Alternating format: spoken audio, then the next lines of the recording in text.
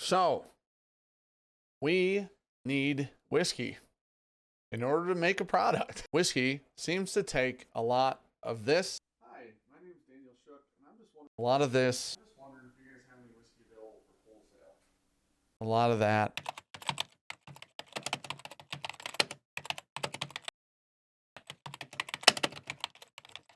And a lot of money. Finding the whiskey you want, finding the whiskey you think you need at the time, and then also figuring out where that whiskey is gonna go after you buy it. So, after a lot of phone calls and emails and messages and everything else you can imagine, we have whiskey. We found it for a seemingly reasonable price.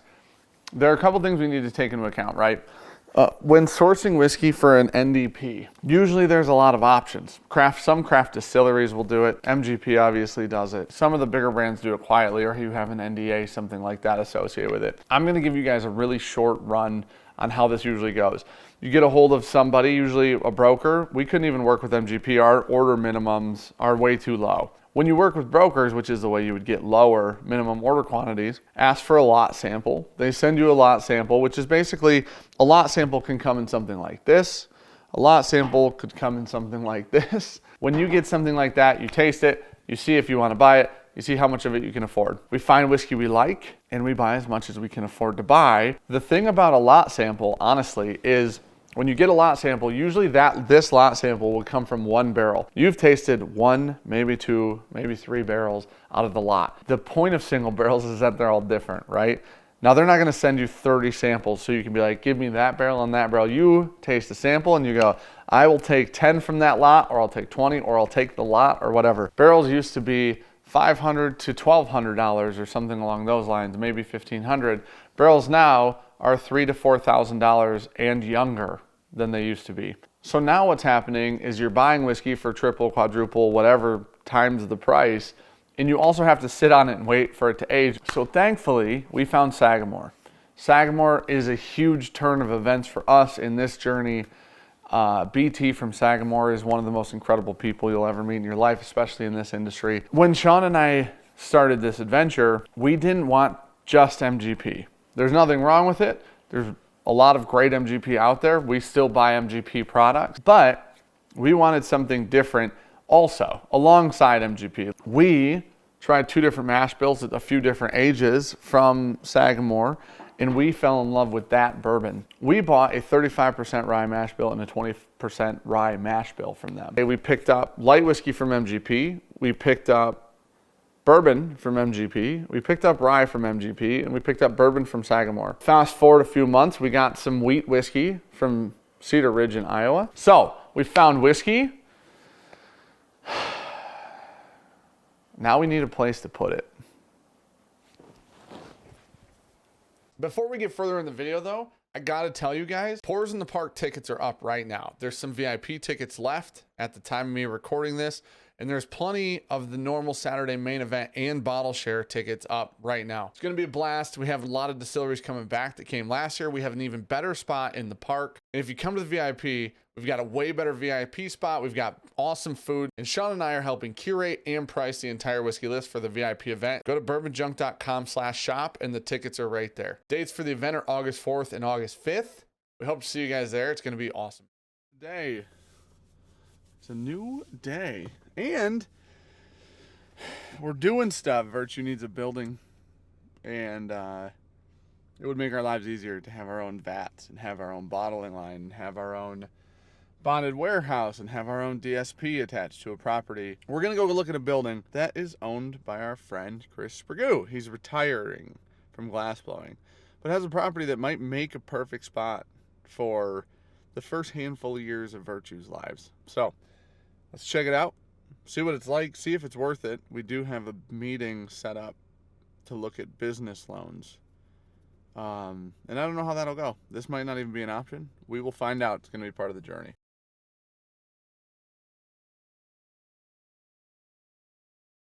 All right. Gotta remember that game. I think it's one of the greatest games. Oh my gosh. Do you need a draw knife? Yeah, draw knife. My brother just made one real quick. We made leash line. Didn't have any. What do you guys own property-wise? I would have to 4 acres, something. It's 2.5 or 2.7, I think is what's left, something like that. Are you peeing? Yeah. That's why I walked around the building. He's peeing. So past this downed log back here. Oh, yeah, like 100 yards. Double the distance. The drain in the floor here. This used to be an old office they used to rent out years ago, so it can still be used office space. There's some electric heaters along the wall. Okay. We haven't used it just because That's a big just never really needed. animal. Yeah, Brandon shot that when he was 13 in Quebec. Are you serious? Yeah. Holy. Is this the airplane ride, the sketchy airplane ride? Yeah. At least you got that out of it. I wanted, That'd be so funny. What's that, just office space? Yeah. that's just office. Okay. I gotta show you. Oh wow, that goes way farther than I Way thought. farther than I thought too. Oh, that's cool. I didn't even know about Show this. you what I gotta get. There's one that's like a actually on campus, I guess. Yeah. But it's like the gear, he's got camel gear on, a little insulation, you have all the heat you would need. So this would be, like, realistically in here could be like more bottling line. Yeah. I told Glass Dad, cleaning. there is a trench right down through the middle right here, under. Under the carpet. Yeah. Another It one runs, over here. it runs. Yeah, one giant drain right there. Yeah. Kitchenette, bathroom. Is there a bathroom in here? Shitter in the left with Yeah. big half shift shower in it. Seeking water there. That used to be a little original office. Became a lunchroom. Be able to dump out there using a fork truck. Yes, I agree. And then have it piped in over somewhere over here. So you could just run a pump and have it pushed in over here. Sure. A tank or something. like with the line. Yes, and then bottle over here. So One you're thing saying, nice so if you have a forklift, you can do a lot of stuff like gravity. well, and that was like with the thing with like everybody that I see dump is using a forklift. Yeah. And the barrels sitting on the forks, you know what I mean? Yeah, And and it's then you just pop the bung out and let it fall in. But I mean, like, realistically, there's height in both of these rooms for any vats you and I are gonna buy and afford within the next lots of years. Yes. And there's plenty of barrel storage in there. I think like what we'd have to figure out is the temperature situation over there for sure. Because we do want it to stay above 30, but it'd be nice if it got 100 sometimes. Yeah. I think that it's a realistic possibility that this is Virtue's home.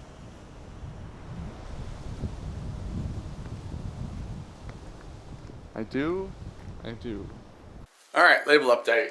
Let's talk about labels and all the stuff that goes into it that you would never even freaking imagine. So, if you think about labels, you just think about like it's a piece of paper on the front of the bottle, right? Come to find out, not the case. This label is like a certain texture. It's a certain stock. It has like this gold foiling on it, right? It's like shiny and cool. Backbone stock is like glossy. Feels plasticky, I guess. Penelope's stock is more of like a pressed cotton papery feeling. We started going through stocks and we found this one. We're using the same company that some other brands that I made. One of the brands I just may have shown. But Niagara Label. Huge shout out to Niagara Label. They've been freaking awesome.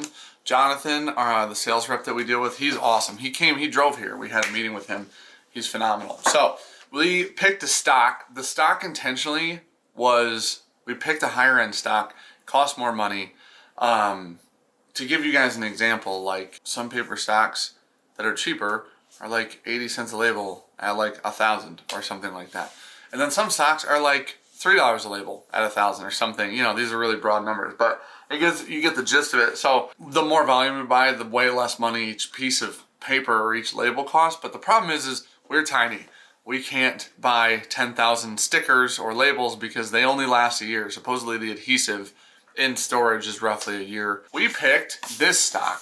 This is actually the stock. This is a sticker, but it's just not die cut. So those pink lines you see is where it'll actually cut out. The machine will cut it out. These are our labels. You can see they have like a satiny sheen to them. All of the gold spots will be gold foiled. The gold will stand out and give it a different texture there too. This has this like silky woven fabric feel to it. Nobody thinks about it, but when you pick it up, like this Penelope is like different than the rest of it. And when you do this, you're like, oh, that's cool. It's like really minute little things that people don't think about. But when you see a really cool label, or you see a great label, or you feel a nice label, it does feel nicer and it feels better. It does add to the experience, in my personal opinion. This leads into what I'm working on right now. This was gonna be our tamp seal at the top. See this? So this was, we're gonna wrap around the neck just like this wraps around. Can you please try and focus? Sony, get it the fuck together. See how it's got this topographical thinger? So this is called a tamp seal. This is called PVC enclosures, right? That's the material. We were gonna use PVC enclosures and this was going to be the design for it, right? Really fast. I just want to show you guys this one time.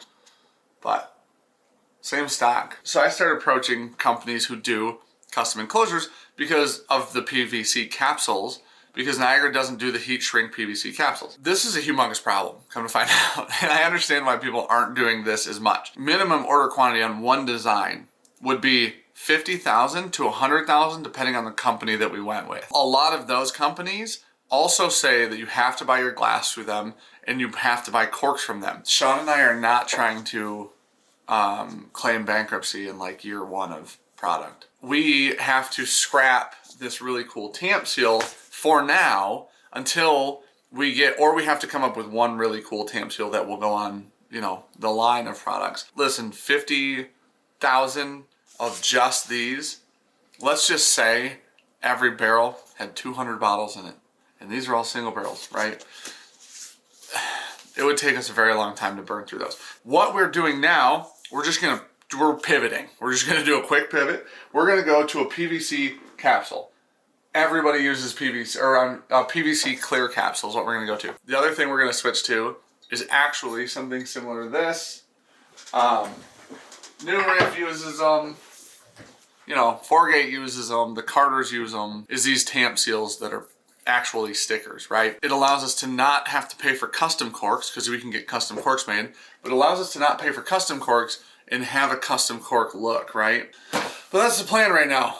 So we have our essence labels. They just ordered dye tooling today, which is so cool because that means they're gonna start printing or testing the dyes for real. And then we can have real labels. And then eventually when the government says so, we can bottle things that are really cool. So basically, obviously, huge shout out to Niagara. One thing we're gonna skip in this entire process is gonna be all of the red tape being or been done. But there's not really anything to show you guys except reading the government documents and scrolling through websites and forums on how to interact with the TTB correctly and how to file for the permits that you need and so on and so forth. So instead of hours, literally hours of reading through documents, I'm going to sum it up. It sucks and it's really hard and it's miserable and nobody has exactly specific answers often. Give you guys a rundown. It took about 3 to 4 months to figure out the things that we needed to do this correctly. The things that we need to file for depend on whether we own a building or not, depending on if we're going to bottle our own product, depend on where we're going to store and age our spirits.